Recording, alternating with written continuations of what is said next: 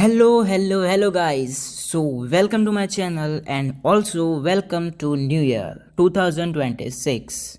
और जिस शो का हम बेसब्री से इंतज़ार कर रहे थे, पूरा एक महीना लगा दिया एक लास्ट एपिसोड तक पहुंचने में। और क्या, एक महीने के बाद आखिरकार लास्ट एपिसोड आ चुका है। मैंने अभी अभी उसे देखा है और आगे काफ़ी emotional and goosebumps also spoilers आने वाले हैं, तो ready for it. So this is my first video and I suggest that you don't judge me, and also if any voice quality sometimes down, so accept it.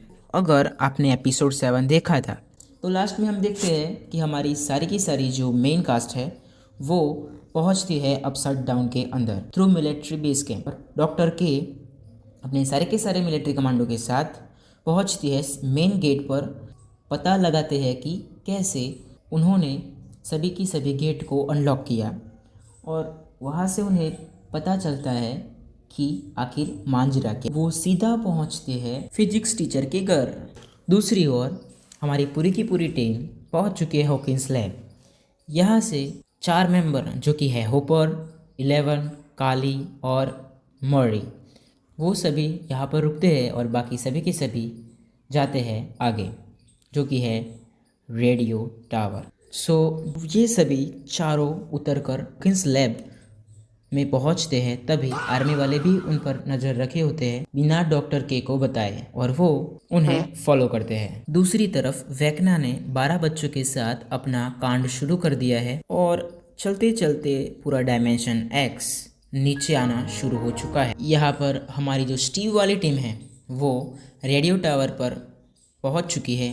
ऊपर जाते ही उन्हें पता चलता है कि डायमेंशन एक्स नीचे आना शुरू हो चुका है। और यहाँ पर अगर हम ध्यान से देखें तो डस्टिन से हमें पता चलता है कि अगर डायमेंशन एक्स टावर से टकराया उन सभी की जाने जाना पक्की है। 11 के थ्रू उन्हें डायमेंशन एक्स को जल्दी से जल्दी रोकना है जिससे वो टावर से न टकराए। तो दूसरी तरफ यहाँ पर 11 अपने माइंड के थ्रू वेकना के माइंड में घुस चुकी है, साथ ही उसके काली भी है और मैक्स भी। सो 11, मैक्स और काली तीनों के तीनों पहुंचते हैं हेनरिक रेल के घर, यानी कि वेकना के घर।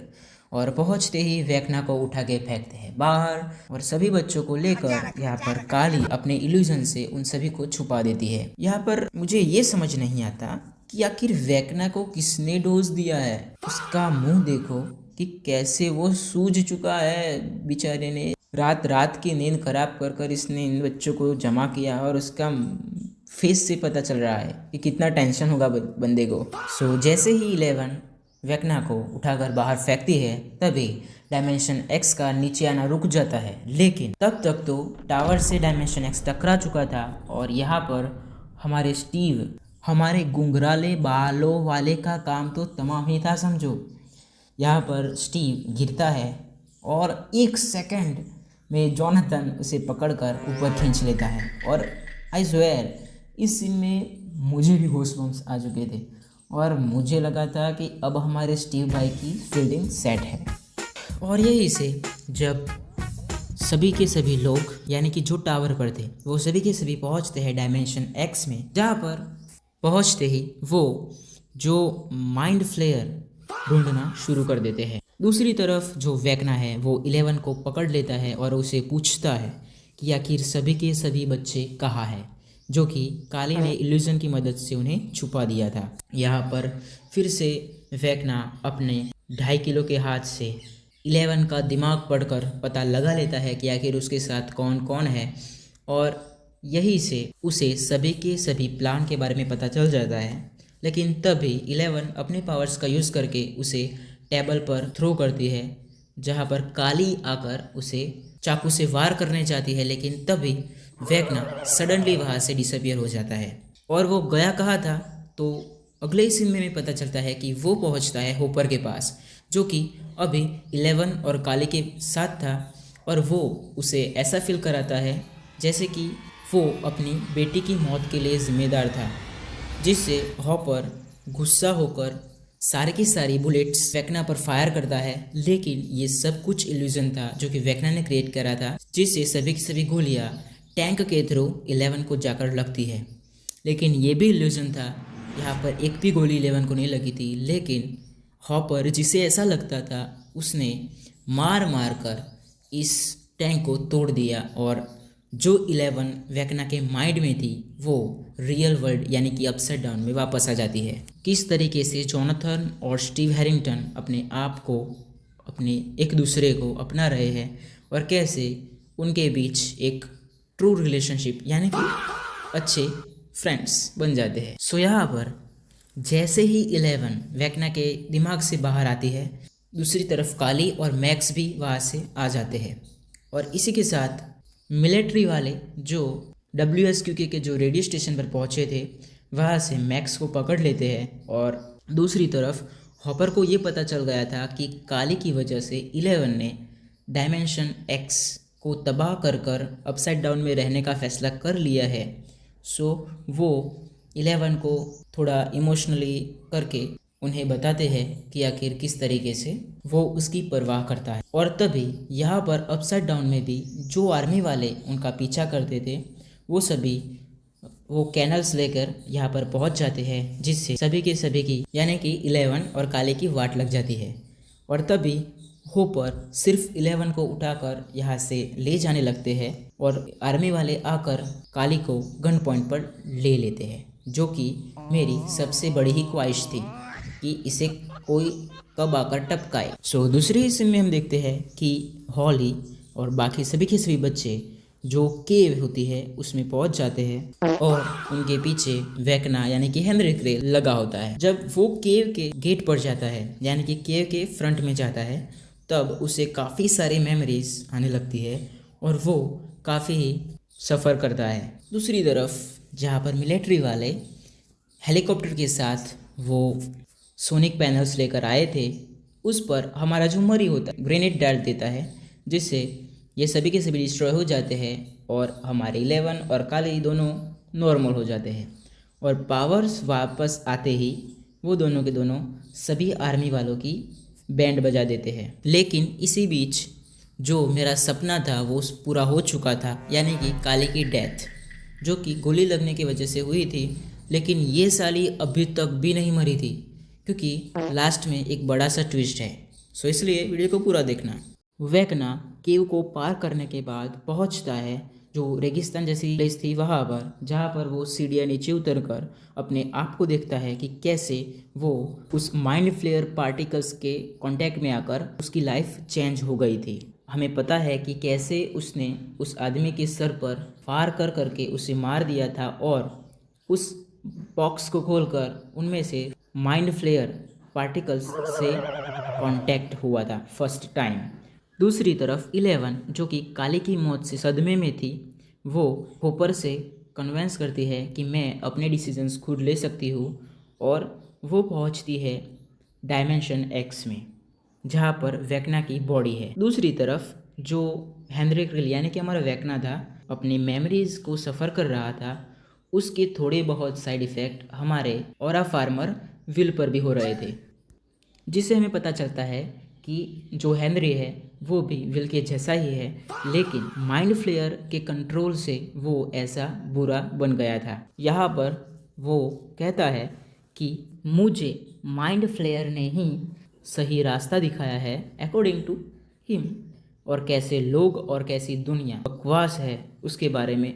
और तभी हमें डायमेंशन X में माइंड फ्लेयर का व्हाट अ ग्रेट सीन दिखाया जाता है, जहाँ पर जो हमने एज्यूम किया था कि उसका जो मेन फॉर्म तो एग्जिस्ट नहीं करता, लेकिन वो दिखने में एक स्पाइडर के जैसा है। ये माइंड फ्लेयर अपने मूल रूप में आकर यहाँ पर सभी यानी कि हमारी जो टीम डायमेंशन X में पहुँच चुकी है, यहाँ पर 11 नहीं है अभी, वो दूसरी जगह पर है। सो उन सभी पर हमला करना शुरू कर देती है, लेकिन यहाँ पर 11 आकर उसे दूर से एक चट्टान दे मारती है, जिससे माइंड फ्लेयर का पूरा ध्यान 11 पर चला जाता है और वो उसकी छाती को चीरकर अंदर। तो दूसरी तरफ हमारी जो ये टीम है नैन्सी वाली और स्टीव हैरिंगटन वाली, ये डिसाइड करती है कि वो अगर माइंड फ्लेयर को चोट पहुंचाएगी तो उससे वेकना भी कमज़ोर होगा। सो वो नैन्सी के थ्रू प्लान बनाते हैं कि वो सामने दिख रही चट्टानों के बीच उसे लेकर आएंगे और उस पर सभी मिलकर अटैक करेंगे। और ये प्लान में वो सक्सेसफुल भी हो जाते हैं, जिससे माइंड फ्लेयर कमज़ोर हो जाता है, जिससे हमारा वेकना भी कमज़ोर हो जाता है। और इसी के साथ अंदर वेकना और 11 की फ़ाइट भी बहुत ही रोमांचक मोड पर चल रही होती है, जहाँ पर 11 अपनी पूरी शक्तियों का इस्तेमाल कर कर वेकना को, यानी कि हमारे जो माइंड फ्लेयर का जो मूव, उसके अंदर जो टीथ टाइप जो स्ट्रक्चर होता है उसके ऊपर दे मारती है। और इसी के साथ हमारे वेकना का दी एंड हो जाता है। सभी के सभी टीम मेंबर हमारे अब मरे हुए माइंड फ्लेयर की बॉडी में अंदर आ जाते हैं। सभी बच्चों को अगवा, यानी कि अगवा नहीं करते लेकिन उन सभी को बचा लेते। विल और जॉयस वो भी अंदर आती है। अंदर आते ही वो घायल वेकना से कहती है कि तुमने गलत फैमिली से पंगा लिया है, और अपनी कुल्हाड़ी निकाल कर वेकना के टुकड़े टुकड़े कर देती है। और boom, stranger thing is done. लेकिन मुझे ये पता अभी तक नहीं चला कि आखिर डफर ब्रदर्स ने लास्ट एपिसोड 2 घंटे का रखा और पूरा का पूरा एक्शन सीन 1 घंटे में ही ख़त्म हो गया।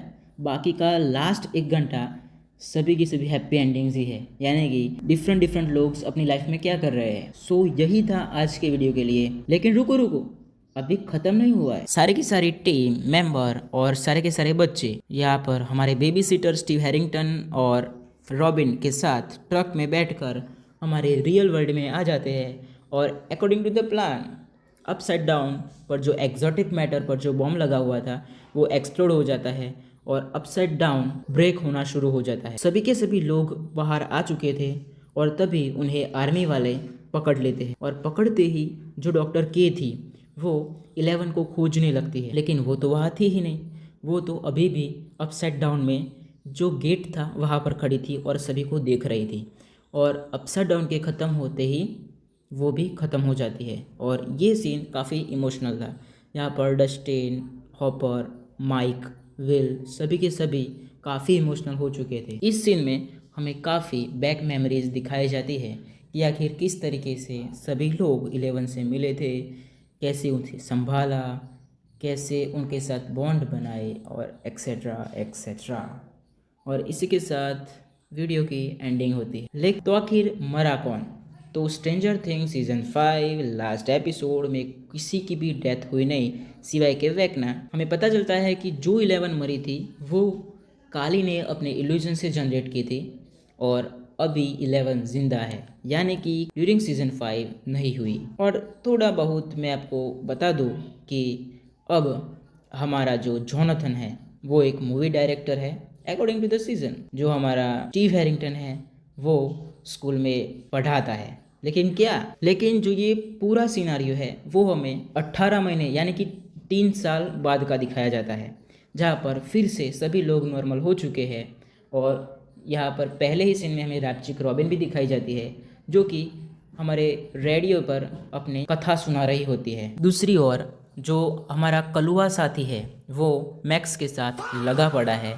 और यहाँ पर जो हमारी गाली क्वीन एरिका है वो उसे एक टॉन्ट भी मारती है कि लंगूर के हाथ में अंगूर। 3 साल बाद हमारे सभी के सभी बच्चे यानी कि डस्टिन, माइक, विल और लुकस सभी की ग्रेजुएशन पूरी हो चुकी है। वो डिग्री लेकर अपने अपने काटे जा रहे हैं। और लास्ट सीन में हम देख सकते हैं कि जॉयस और होपर वो दोनों फ्राइडे नाइट ठीक 7:30 बजे अपनी डेट को कंप्लीट करते हैं, जो कि सीजन 3 से एक वादा ही रहा था। किसका? होपर का। स्ट्रेंजर थिंग की स्टार्ट होने वाला सीन दिखाया जाता है, जहां पर हमारे बड़े हो चुके बच्चे डंजन्स एंड ड्रैगन खेल रहे थे, जिसमें कि हमारे मैक्स को ये पसंद नहीं आता। तभी विल उनको कहानी सुनाने लगता है कि कैसे एक लड़की जिसे सबसे दूर रहना पसंद था वो एक अच्छी सी खुशी वाली जगह पर जाकर रहने लगी। ये सिर्फ एक विल की थियरी थी, लेकिन असल में 11 इसकी मेन लीड होगी। और आखिर होता भी ऐसा है कि 11 आइसलैंड में जाकर खुशी खुशी अपने दिन बिताने लगती है। और रियल में भी ये सभी आइसलैंड में जाकर ही रिकॉर्ड हुआ था। और इसी के साथ हमारी स्ट्रेंजर थिंग्स सीजन चैप्टर 8 खत्म। बस खत्म ही खत्म। सो अगर आपको वीडियो अच्छी लगी हो, एक्सप्लेनेशन अच्छी लगी हो, तो प्लीज़ इस वीडियो को लाइक, कमेंट और शेयर करना। जिस किसी भी की कमेंट अच्छी होगी उसे मैं ज़रूर से पिन करूँगा। और अगला वीडियो किस टॉपिक पर चाहिए, यानी कि आपकी फेवरेट सीज़न या स्टोरी कौन सी है, मुझे कमेंट सेक्शन में ज़रूर बताना। थैंक्स फॉर वॉचिंग, मिलते हैं नेक्स्ट वीडियो में।